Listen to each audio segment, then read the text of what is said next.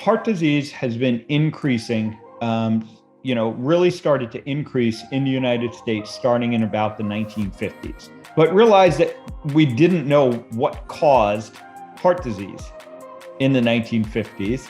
And I would even argue that today, 70 years later, we're still not completely sure about what causes heart disease.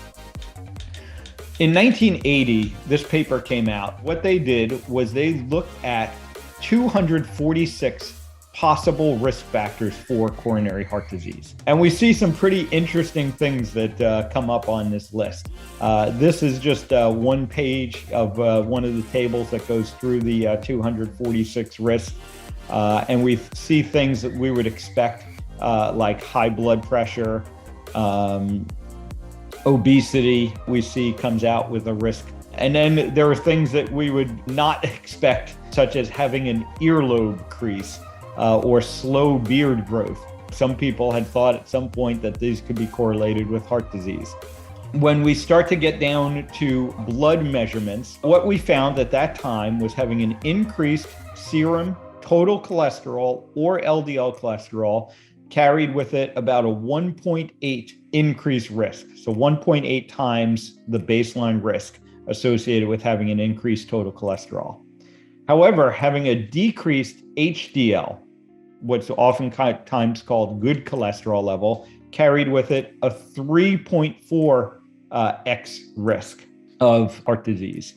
And then we go down to the risk associated with triglycerides, and we see 2.6.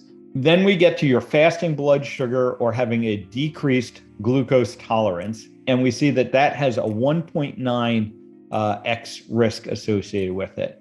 And finally, we get to insulin resistance, 4.5x risk associated with that in these studies.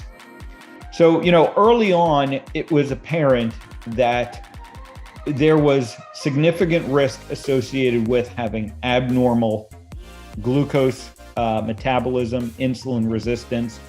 And then, there was a little bit of risk associated with LDL and total cholesterol levels. We see that HDL and triglyceride levels were more predictive of risk. These risks become important when we start looking at interventions that might change these things in different ways.